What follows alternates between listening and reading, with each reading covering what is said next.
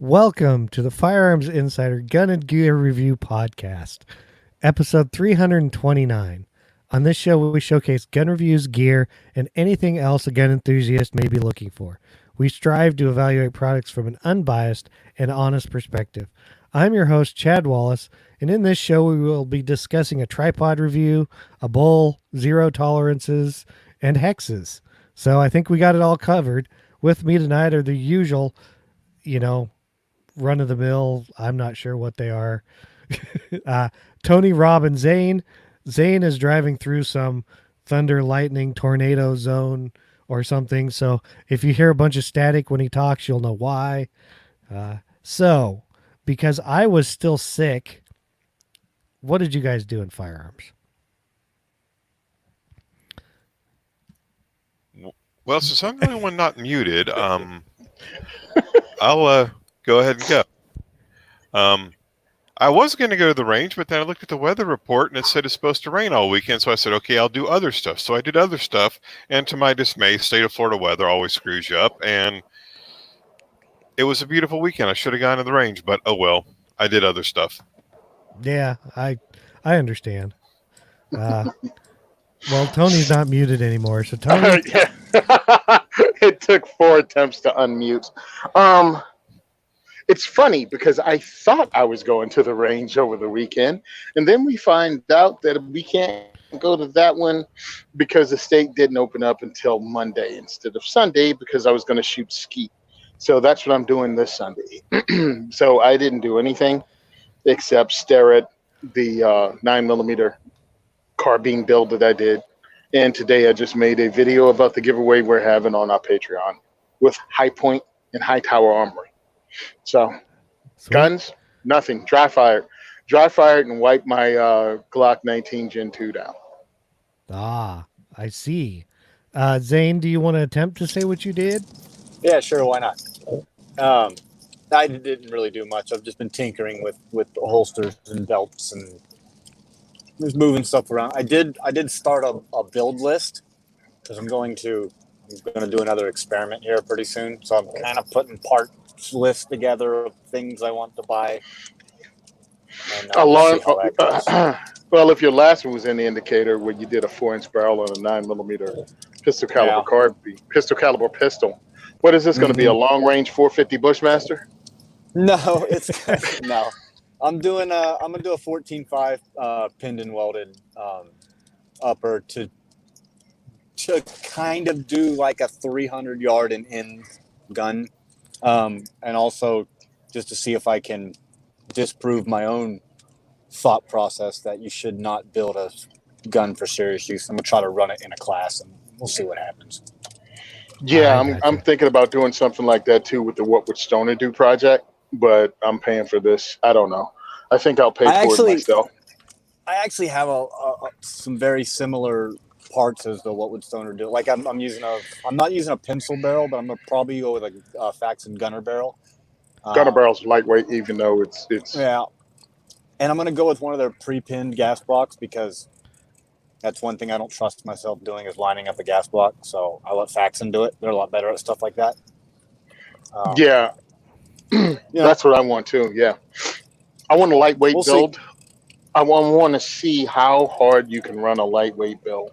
And I also want to introduce one of the things some people run across is when they hold a real gun for the first time, they go, "Oh my God, it's heavy. It's heavier than I thought it was." And if I can get this Faxon around 5 pounds, 5.5 pounds with the What We're Stoner Do thing, it might get some people to shoot an AR with, just a nice optic on it and just watch the weight.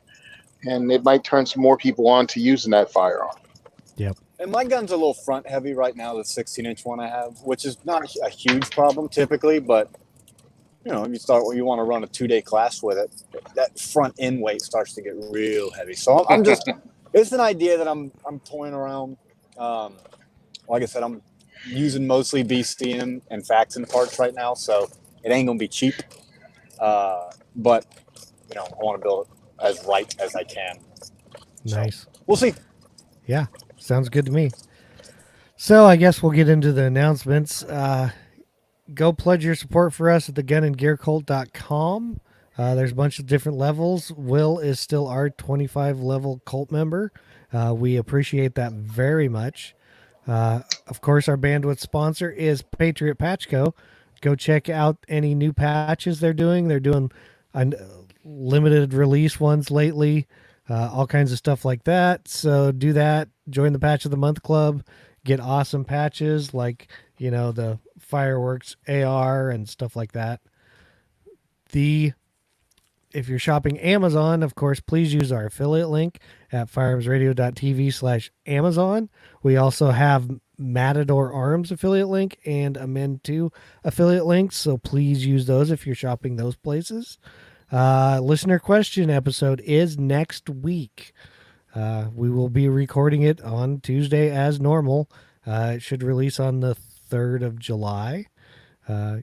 Get your questions in. You have pretty much until we go live to get the questions in. We may not answer all the questions.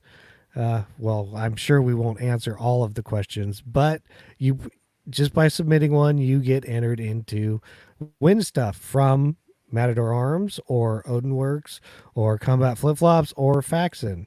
And Rob keeps changing it. Hey, Rob. I did not change it. Oh, you didn't this time, huh? I would never change that. Right. So you can check out the show notes or all kinds of different stuff. If you don't know what we're giving away already, well, you should. If you're a new listener, you have a week. Rob. Well, actually, it'll be less than a week by the time this thing posts. That's unless true. You're listening live. Right. If by the time it posts, you have like 3 or 4 days, something like that. Yes. Thanks, Rob. So now, time for the disclaimer.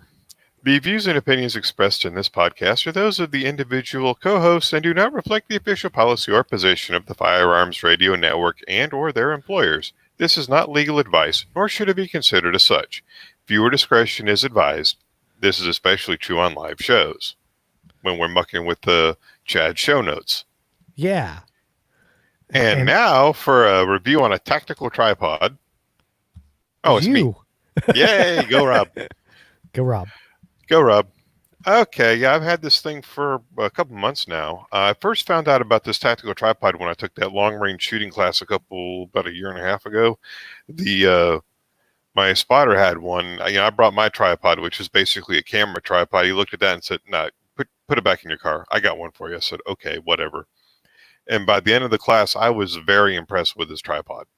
I found it to be very sturdy, very stable, and most importantly, there's a micro adjuster for the pan, or for the tilt rather. So as you zoom down range, you can fine tune your up and down adjustment.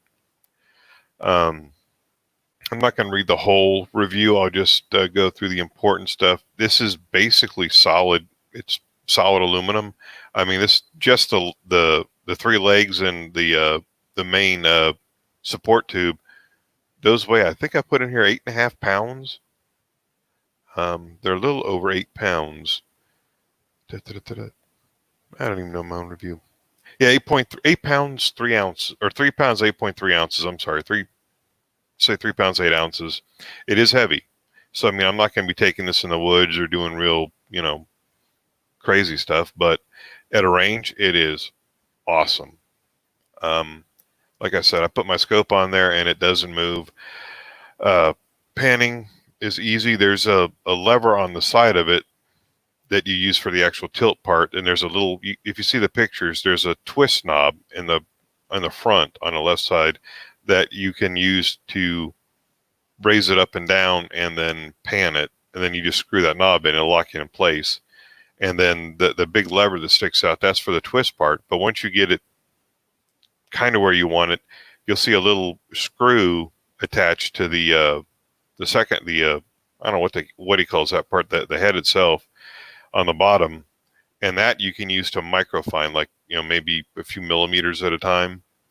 And then of course you've got the head off to the side, and I called him up. I talked to I think it's Dan when I ordered it, and I told him what I had for a scope. It's basically a vortex, and he goes, "Okay, I know exactly what you need." He set me up and sent it to me.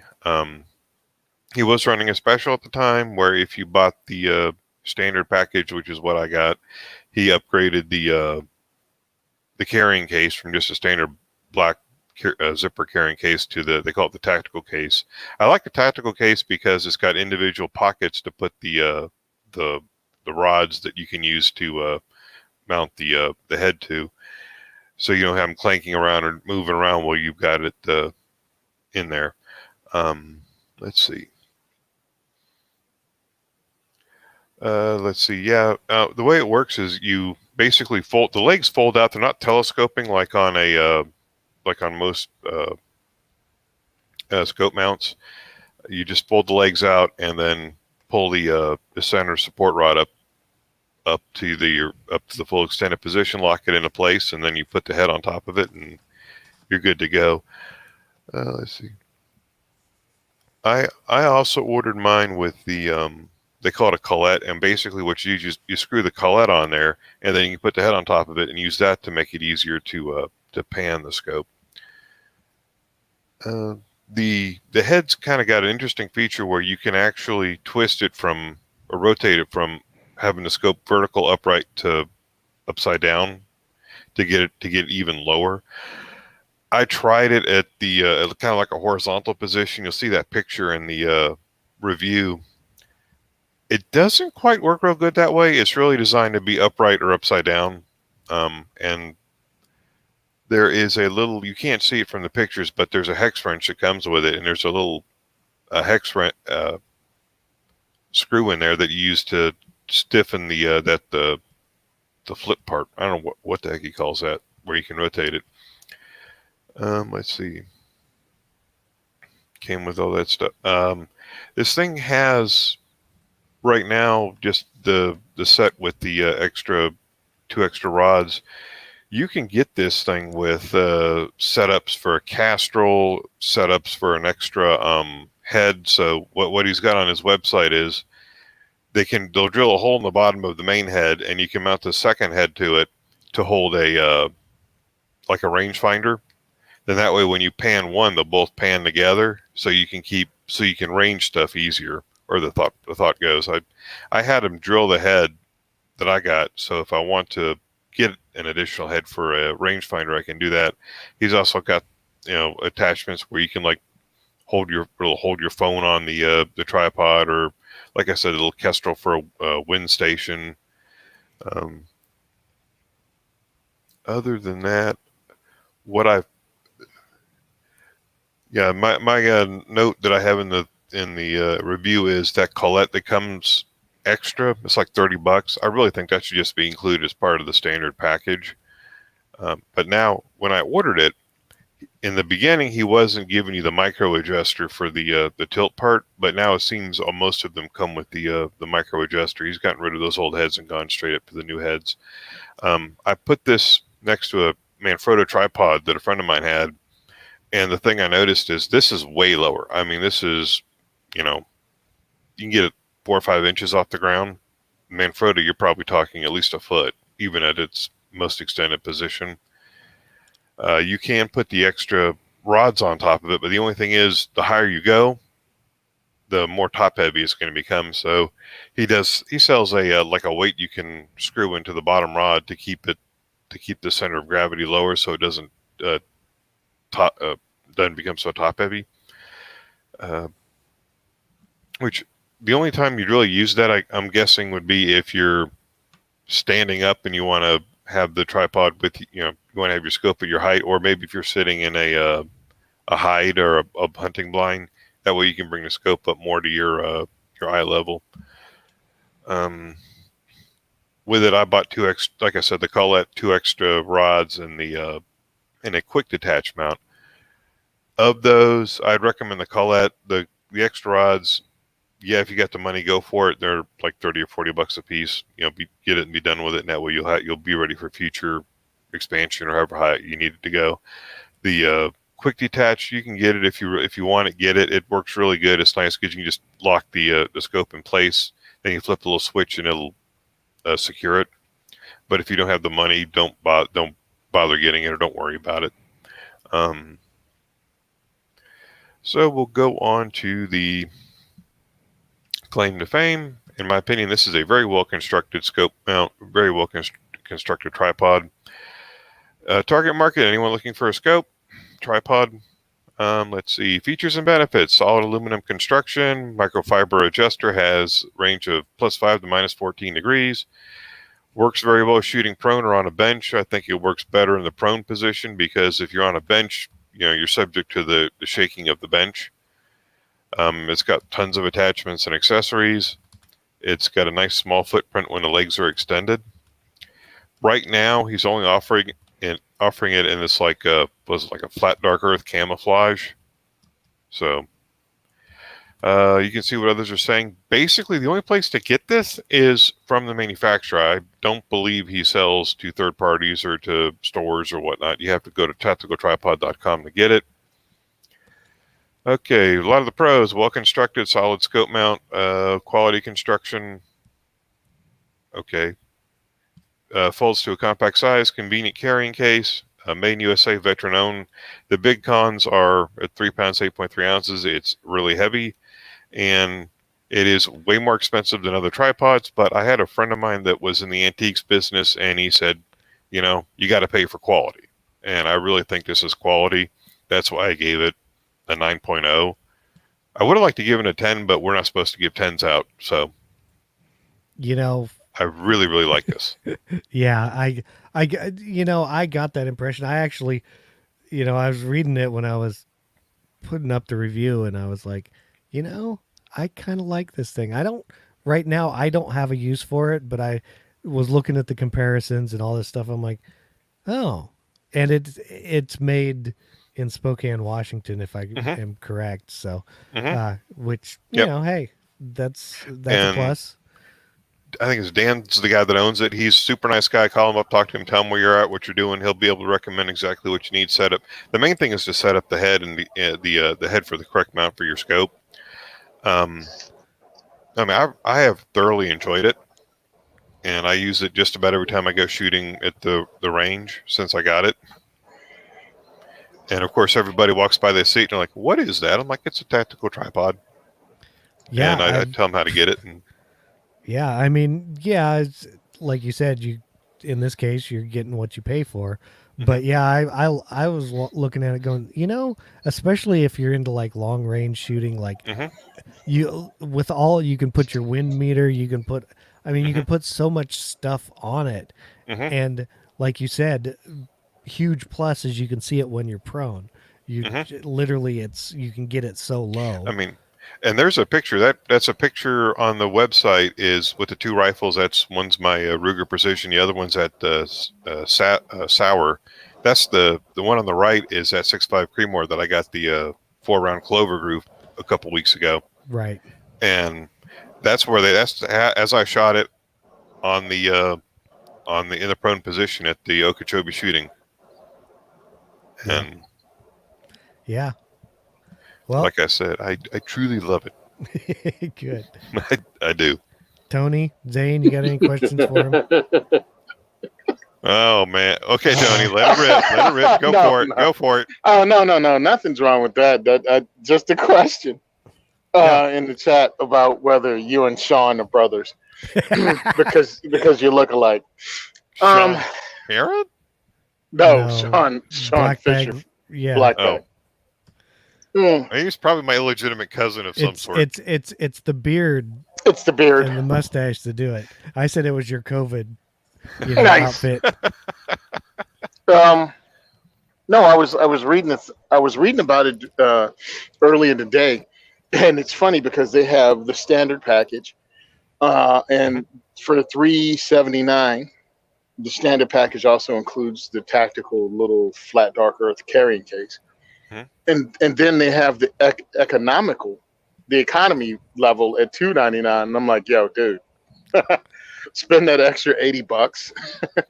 Yes. Get the bag and the extra stuff, and it'll probably last you a lifetime. And that's saving that $80 over like 3 or 4 decades of using the product. Yeah. This is coming. Tony's gonna have to buy one just to be able to see his targets. Well, yeah, I was actually looking at it going, when you get some cheap tripod, it kind of sucks. I mean, and it's funny because this is expensive, but it ain't killer expensive. No.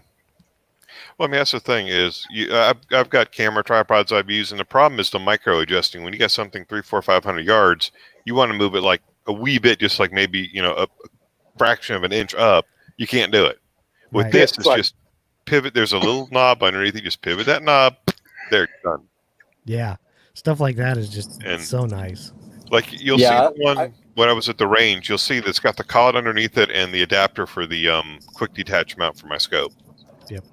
I didn't include them in the other pictures because I didn't buy it with it, or that's not part of the standard package.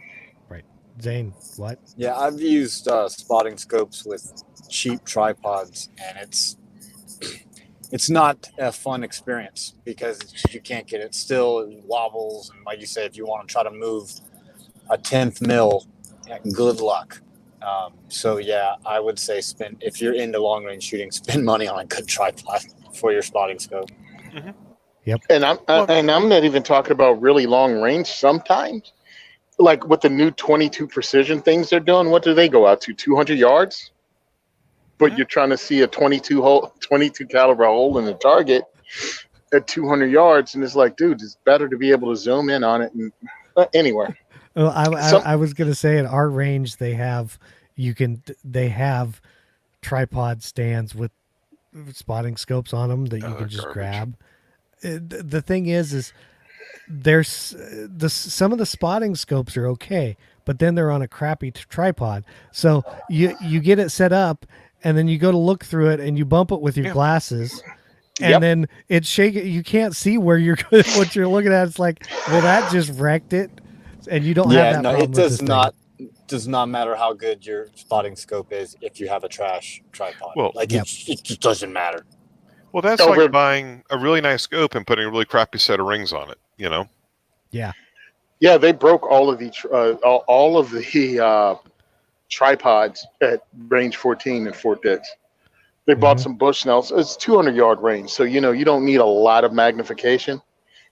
No, they just knocked them off the tables left and right, dude. Broke them all. I'm like, I am confident that if you were to knock this off the table with the scope mounted to it, the scope would break before the tripod would. Yeah, it looks pretty well built. I mean but like I said, the whole unit just as it comes with one rod is like 3.8 pounds. So it ain't junk. Yep. Well, Rob, we thank you for that review. I'm sorry it took me so long to get it posted, but I know you're a slacker of a co-host. Yeah. Or a slacker of a host. We're gonna cut your pay. Yeah, that's what I figured. So now that Rob's done with that, we can get into the product spotlight and discussion. So we are going to talk about new stuff that came out or old stuff that came out. I think most of it's new this time. First up, Taurus brought out their G3C, which is their compact version of their new pistol. MSRP is $305.74. Man, that 74 cents is going to kill me. So what it is like I said, it is their G3 compact. Basically 12 round capacity. It's, striker fired. Looks like it has a safety, manual safety, of course, the trigger safety, striker safeties, all that normal stuff. It is 9mm. It is 5.1 inches high, 1.2 inches wide. It weighs 22 ounces. The barrel is 3.2 inches long. The whole thing is 6.3 inches long. It does have fixed front sight, drift adjustable rear, as you would expect.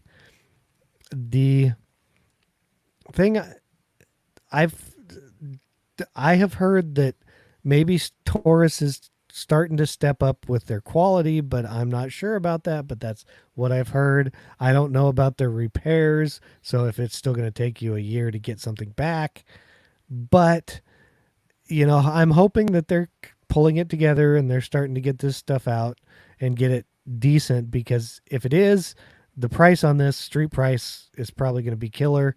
It might be a good little compact pistol. It does have some sort of rail on the front.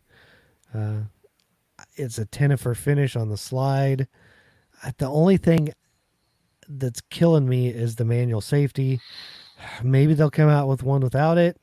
Maybe they won't. I really want to pick one of these up and see it just to see if it's kind of what I'm hoping it is and that it works like maybe I don't expect it to. But it's just another compact pistol on the market for people. That's, From Taurus. Of all, yeah. Okay. With the G3, the regular size G3, I'm hearing that it works a lot better than a lot of the other stuff, but you're still contesting with Taurus's trigger. They said this has a better trigger on it, the G3 itself.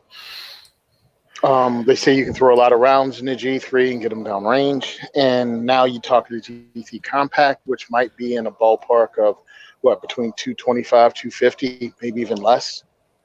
Depends on sales and things like that. But now I'm still dealing with Taurus quality control. And then when you get into smaller and smaller pistols, now you got to wrap your hand around them. I don't consider myself having big hands, but some people I say I do. But it's hard to wrap your hand around some of these smaller pistols. It doesn't have the back straps, doesn't have optic cuts, but it does have Glock sights. It does use Glock sights, so that's a cool thing. There probably is no more aftermarket triggers and other things on the Taurus. You're not going to get, something like that. But again, you're rolling with a budget pistol. You get what you get. I just don't know, man. I mean, they have a spotty track record on their own quality control, and that's the most annoying part, that you can't suggest it. I mean, time will tell is basically. I hear they're getting better, like Tony said, like the full size one that's compact, but we don't know. The problem is time won't tell. Because you're going to have the same people on the internet who put 50 rounds through it who will tell you how great it is when they forgot about that 3 of those 50 rounds, stovepiped. Because we have it's just like the same thing with the XD. You would think time would have told by now that it's a trash gun, but you still have these same idiots on the internet like, well, mine's got 9 million rounds to it and it works great. No, it doesn't. Shut up, you're stupid. And that's one of the problems. I've heard some of the problem you're talking about is straighten some things out with the G3. When you're talking quality, when you're talking better quality, okay, you're talking Glock quality up here, Taurus quality way down below. So it doesn't take much to improve on crap quality. I don't even think it's that quality. I think it's the inconsistency. One person will have a gun that works and runs all the time and everything, and then the next 3 people will have something that would only work with Winchester white box, and everything else just doesn't work. And it's like, that's a problem when you're going to do a show like this and you're going to suggest something. And I go, just because the G3 is better, the full-size pistol is better, doesn't 100% always translate into the smaller version of that being just as good. Because when you shrunk the gun, sometimes they don't work as well. Look at the officer's model, 1911. And I'll tell you what, that's what's great about seeing a bunch of cheaper guns coming through classes, because when you're teaching mostly concealed weapons courses, you tend to see a lot of more inexpensive guns. And you know what? I've seen Tauruses work just fine, but I've seen a lot more not work just fine. Right, exactly. So, you start to get a larger sample size. There's not one brand of pistol that every single one of them, that's not true. Every single Sky pistol that's come through class has had a problem. But other than that, there's not one brand of pistol that I'm like, every single time there's a problem. So yeah, you could get lucky and get a good one. The problem is the quality control. And I don't trust Taurus and their quality control. And this is another one of those inside baseball things. Their return policies, when you send it out, it goes to Brazil and has to come back to America. And that just adds to your time. And then when you think about that, it's like, is it worth it? Depends, man. I mean, depends. Is it just your range gun? Is a gun you carry, but you have another one? You know what I mean? Did you buy 2 of them? Do you have a Sky as your backup? when you mess around in the budget pistols, you got to understand the pool you're swimming in. They're priced that way for a reason. And this is talking to a dude with a high point, but I tell you about the high points, lumps and all. You know what I'm saying? I'd tell you that I see Tauruses fail more often than I see high points fail. That would not surprise me. No, I did a, what is it? What was the round count on that class? 250. I think it was supposed to be a 500 round count class. I think we got like 300, 400 rounds through it. I had zero problems with the high point functioning like it should.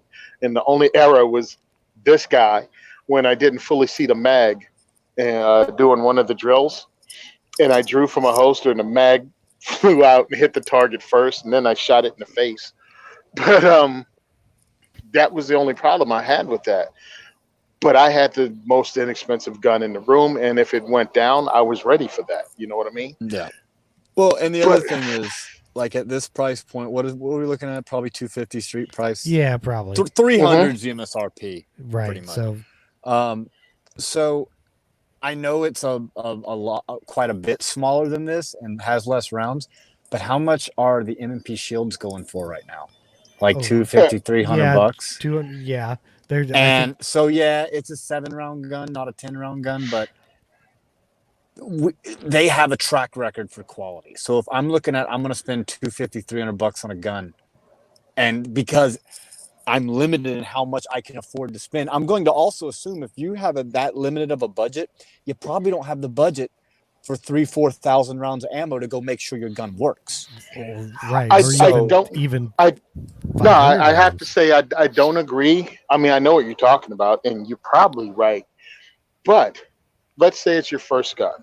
Let's say it's your initial firearm into the market, and you haven't figured out yet, or you don't believe in the whole, why would I spend $500 on one when every description I read is the same thing as a Glock? You know what I'm saying?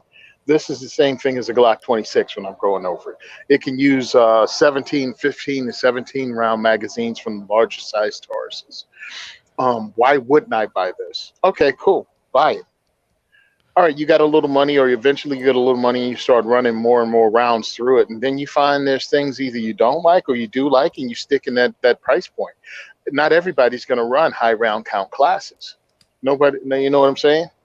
And it is what it is. So if it works for you for 200 rounds a month, cool, or whatever. But understand, you still bought something budget. So if it goes, don't get mad. Exactly. If it dies, if it doesn't go the distance, don't get mad. Also, you also have that Mossberg, what is it, MC1 in that same price point. Yeah. And never ever forget the used handgun market, even though it's pretty dry now. Lots of police trade-ins come through all the time. Uh-huh. And that's still in that price range. I'm gonna go off on a tangent because I thought it was pretty. It's not a bad tangent, but I figured, why not? Just go. I was on at Sportsman's Warehouse literally yesterday or something, and their handgun rack, it's pretty good size, right? Basically, there were like single action revolvers, 22s, but that was pretty much it. It was wiped out. They literally had 0 ARs too, but that was a given. But I was like, wow. I just happened to walk by. I was like, that's barer than I actually expected it to be. I'm like, they're buying everything. I mean, we're talking everything that was there was gone. I'm like, that's too bad. I actually just listened to a podcast with Joe Rogan and Collier Noir, and they were talking about all these new gun owners that used to be anti-gun, and now the societal collapse is happening, and they're like, you know what? We should probably hit the gun store up. Okay. I'm laughing only because it's like, dude, when you've preached it as long as many of us have, and you just want to do the I told you so dance. I'm like, because the wheels seem it's not happening really, but the media is making it seem like the wheels are falling off faster than they've ever come off before. And I'm like, oh, so now it's cool to have a firearm. Well, here's the funny part though, because talking about this Taurus, yeah, you're running out of options. You might just have to pay full price for a Taurus if you want one. It might be the only handgun there. What, Yeah, depending on, yeah. If, or you have to order them online yeah, and have them sent to the store. yeah. So my thing is, maybe they don't have a lot of them. Look for used guns, and if not, there's other guns in the price range. Like Rusty said, even the Ruger Security 9C. Yes, I was going There's to some bring that up. compact. Yeah. There's some compact things. What was it? The E series. They also had an Oh, E yeah, and the series. LC 9s or whatever in the E series. So yeah, man. I mean, there's a lot of choices. I feel have a better reputation than Taurus does, and better return when you do send something to them, Yep. and more accessories available. And truthfully, Taurus, you did this to yourselves. I mean, Oh, yeah. So I guess we're done with the Taurus G3 Compact. We'll move on to something a little better, about the same price. I bet it has better quality control. I would 100% guarantee that. So next up is the Zero Tolerance 0707 or 0707. I don't know what you want to call it. MSRP they say is $310, but you know, if you go to their website, it's $248. So I don't know what they're selling a it for. steal. Yeah, it's a steal. I'm sure you could probably get it cheaper elsewhere, but it is one of their new pocket knives. It is a manual open with a little flipper on top. So if you don't know what the little flipper is, you can look at the video and you kind of flip it. Yeah, Tony's got it. It's not designed by any, knife designer. Not that I would know which ones are which, but it's just their team of knife designers. It is a drop point blade. It is just a straight, plain edge blade. It does not have serrations or anything. It does use their KVT ball bearing system, titanium frame lock, hardened steel lock bar insert. The pocket clip is reversible, extra deep carry right, left, or tip up. So yes, Rob, it is reversible. Before the show, we were wondering about that. It is made in the USA, probably just north of me. The thing about it is it's using a tune detent system. They say this enables them to fine tune the detent so that it's not too heavy, not too light, and provides consistent opening even if you have pressure applied to the lock bar. I think that's between their bearing system and what they use. It does use a CPM 20 CV blade steel. The blade itself is 3.5 inches long, so it's not exactly a small knife. It's stonewashed finished. It's 121 thousandths of an inch thick. The whole knife itself closed is 4.6 inches. The handle on the one side is titanium because of the lock, and the other side is machined carbon fiber. So it is black carbon fiber look. The handle thickness, so the carbon fiber is 0.43 inches. I'm guessing that's probably the whole thing. Opened, it is 8.25 inches long, but it only weighs 2.3 ounces. Let's see. I think that about covers all the details and everything else. Now, for those of you who've never handled a ZT knife, that I'm going by past experience with other ones of theirs, they have a really nice opening mechanism with those ball bearings they have. It just like super smooth, no like friction whatsoever. It feels like it just kind of just flows out when you hit the little flipper system. And I'm sure this is the same.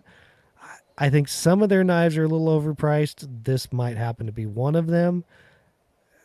Besides that, I do like their knives. Their clip is a little small on this particular knife. But if this thing was like $150, $60, I would say go buy one. $248, they're killing me, even though it is made in the USA. Okay, Tony, Zane, Rob.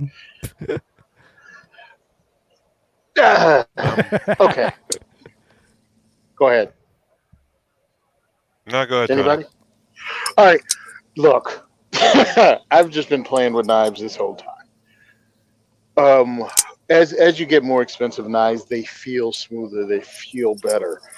But then I'm like, am I really going to use this? I'm going to pack this every day, and I'm going to use it to cut open the things that I do with a knife that costs sub $100 or sub $50. Am I? And I like to say to myself, yes, I'm going to, because this costs so dang much. But would I be better served with like two knives that cost like $120 each? You know what I'm saying? Yeah, it's a lot of dough, man. I mean, what's the MSRP? Like 350, 310. Yeah. 310. Yeah. Dude, that's an upper. That's an AR upper. Yeah. And that's the thing is, go ahead, Zane. I was gonna say, yeah, I don't like super cheap knives because I use my knife. It's a utility. I mean, I'm prying on stuff with it. I'm using it as a screwdriver. I'm using it for stuff it's not designed to do. So I don't like really cheap knives because I don't like breaking my knives. However, not a huge fan of super expensive knives either because I tend to lose them. So like that $50 to $100 price point is kind of like where I like to be out on a knife. And the other thing is, there's not a lot of knife companies that offer the stuff that I want in a knife. And this particular knife does not have the things I require. So this is more like a gentleman's knife, and I was checking it out. The blade tip is really thin, so it won't be able to do those things. I expect a knife to be able to do multiple things. I've used inexpensive fixed blades, but that's a whole nother price range, I feel, to do stuff that you shouldn't do with a knife, and went, hey, if it breaks, it breaks. It's a lot of money if you're into that thing, but I saw some things watching some people with that thin clip. Makes it difficult to grab the knife and pull it out of your pocket. If you grab the clip, you pinch your clothes, so you have to like grab it, and thank goodness we can show this. It's thin, so you have to grab the knife this way in your pocket to pull it out, because if you grab it by the tab, you just crush it into your pants pocket more, and it won't come out. It is reversible, but I'm just looking at this. This is like a $80, $85 knife. It's sharp out of the box. What kind of steel is it? I don't know. I mean, I've read it. It was sent to me by a friend who's actually a rep for this company. And I'm like, yeah, that's about the ballpark. And I expect to be able to beat the snot out of this knife. And it work. And it still hold a decent blade, but decent sharpness. But if I spent 3 times that much, I don't think I'm getting 3 times the knife. Yeah, and I get what you guys are saying, because of course, even though this one is not made in the USA, it is the same company. It's not ZT, it's a Kershaw, and it's heavy because it's steel, but it does everything I need to do. It happens to be the knife I'm carrying today. I think they're like $50, but if you also notice, mine has a little piece of paracord on it, because the same type of thing, this little less expensive knife that I beat the hell out of and don't really care about has a super tiny clip. Same type of thing. Well, it's hard to grab sometimes, and if I'm just, I use it for all kinds of stuff. It's a pocket knife. It's not a defensive knife. So this little dongle thing, it works great at work, because if you're crouched down or something, you can just reach down, pull that out, and use your knife for whatever. But I can appreciate a good knife, an expensive, high quality, like Tony said, gentleman's knife. I could see this as a gentleman's knife. Yeah, you got your suit, you put this knife on. I think with the way the blade shape is, I think it would work better as a defensive knife. It's a spear point, right? Yeah. Yes. Really, real Yeah. spears. Yeah, real spears. Not a fan of spear points. Right. I mean, they're not good for prying. They're They good say for it's cutting people, but Yeah, they're not exactly. good for cutting stuff. They say it's a drop point, but it's more of a spear point.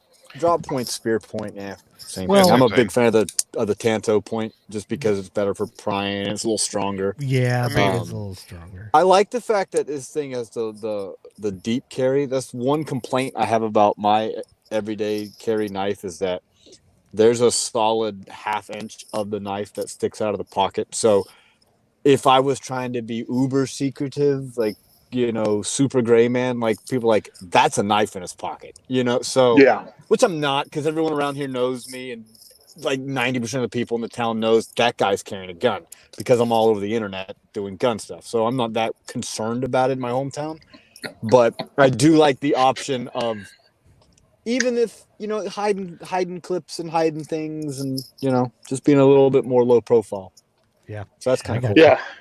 Yeah. Somebody just sent me an email message asking me, was that me on Joe Rogan today? Tony was on Joe Rogan. What? No, it was the other guy. That was the other Second Amendment black guy. Dude, I just That's look funny. at these higher price knives as like, okay, one, it's a gentleman's knife, so I would. Now I'm wearing it like when you wear the nice watch. You know what I'm saying? It's like, all right, I got the nice folding knife, I got the nice watch. Deep pocket carry is kind of important to me, only because I'm not known as the gun guy. Most people have no idea who the heck I am when I'm rolling my everyday life, but I don't need stuff sticking out for a cop to be able to read me, because that's only people I'm paying attention to for the most part.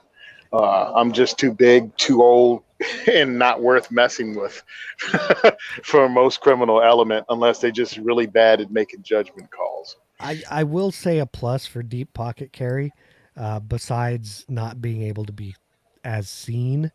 Like this particular knife is definitely not deep pocket carry. Yeah. What is that? It's another Kershaw. Okay. I don't know. It's like Nah. this one I actually won somewhere. What do you got, Zane?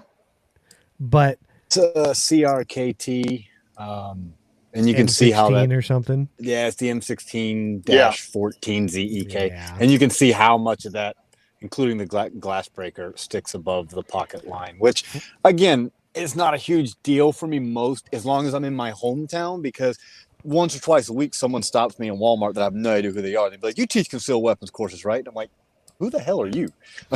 So, so not your a cousin. huge deal in the hometown, but when I do venture out of my town, that's when I try to, scale it back a little bit. Yeah, and like what I was going to say about the pocket clip is I've had this one catch not the clip but just the edge of the knife catch on stuff and kind of halfway rip it out, and it's like if it was a deep concealed clip, then it wouldn't have caught and done that. So I'm like, yeah, there's a big plus just everyday use for that too. This is my second clip on this knife because of how much was sticking out of the pocket, and I was climbing through a ceiling tile trying to make entry into a house, which was legal, by the way. I wasn't breaking Sounds in. creepy as I was don't know gonna what, say, it was bro. probably on fire. Yeah. No, I'm it glad I wasn't live in on South Florida. fire, but Yet. yeah. And it caught on something in the ceiling, and it just bent the clip way out, so I had to get a new clip sent to me from them. So, Right. Yeah. Yeah, I had the That's the same thing. problem happen. I had the same thing happen with that Kershaw blackout I had. I think What have you Kershaw been had like sneaking into houses with Zane? no, that's not ever happening. But it really you would did never feel like crawl through a ceiling. just because I have a beard and I'm fat don't make me Santa Claus. No, I ain't coming through the ceiling, coming through the front door. But yeah, dude, that Kershaw handle, man, felt like it just reached out and grabbed something in my car when I was getting out of it. You feel like maybe it's a seatbelt tugging or something. Well, I jerked and bam, snapped it right in half. So yeah, deep pocket carry has its advantages, but Yeah. Okay. I guess we'll get off our Yeah. knife deal. That was the ZT at least it's not 0707. at least it's not a hatchet. This is true. That's next week. No, next week's Q&A show. Can't wait for that. Q&A about hatchets. Yeah, Nice. So far I've only seen one hatchet question. Oh my No. God, there's a hatchet question. Oh, it's no. The answer is yes. no, actually in this case it's a yes no answer from Zane. So Oh, Okay, geez. yes, no. I'll send you guys the show notes here pretty Okay. soon. Next up is the OCAM Defense Hex Stock. You know, this is something. It is a rifle stock, not a pistol stock. MSRP is 159.99. Yes, you can Well, keel over pistols now. don't have stocks. This is true. This is true. This one has braces. Uh-huh. Mm-hmm. But what it is, it's made from 6061 aluminum. It's got hexes throughout the stock. It has a pick rail, so basically any of the rifles that are coming out nowadays that have the pick rail where you can attach different stock accessories, the SIGs, some of the what are they? Some of the AKs, some of the everybody else's. You could CZ. CZs. form one that Ruger Charger. Yes, the Rugers that have the rail on the back, any of those, it's made to attach to. It is not a quick attach. It takes like hex screws and you snug it down tight. But, it is all made from aluminum. It has spots for, your sling swivels. It's kind of cool. They don't really give hardly any information. It is, I think, pre-order. Yeah, or ships in 2 to 3 weeks. So I'm not sure. It just came out. It looks kind of cool. I thought, yeah, it's something to throw in here so the listeners can, if they like stuff like this, have a use for it. Hey, if not, hey, it's not like you have to listen to us or buy one anyway. Anyone else have anything to say about it? Yeah, it looks cool. Okay, that's. I mean, I don't know what the weight is either because they don't have that listed either. So. Okay, I figured. Yeah, way to give us a lot of information about your product, Jens. Thank you. Yeah, Tony, I'm waiting for his rant. No, I just looked at it and went, well, they don't really care. That's. I was like, wow, there's just they don't care. It was hard enough finding a picture of it on the Instagram. Yeah, no kidding. I'm like, what the heck? I mean, they need to call somebody. And why would I buy this as opposed to anything else? It looks different, but does it perform any better? Does it make anything different? Look, different for the sake of different doesn't mean better. Just means different. Yeah, that sounds about right. Hmm.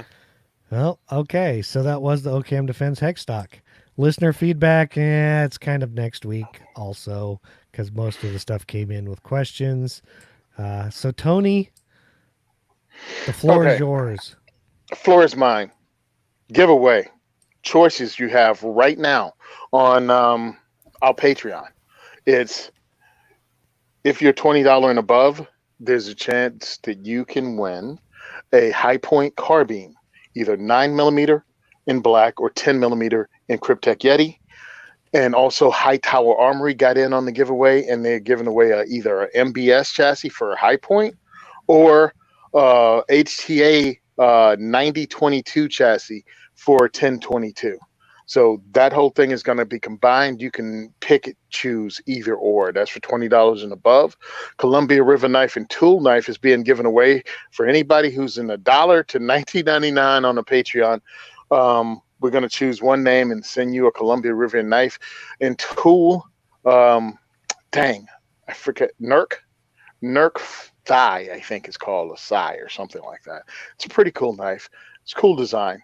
And a Patriot Patch Company patch. And I think I'm throwing in also one of those masks. What do you call those? Pull down face masks, whatever you want to use them for, from Gun for Hire, because I picked up a bunch of those and I want to give them to you guys and support Gun for Hire Range, because that's where we host our diversity shoot at.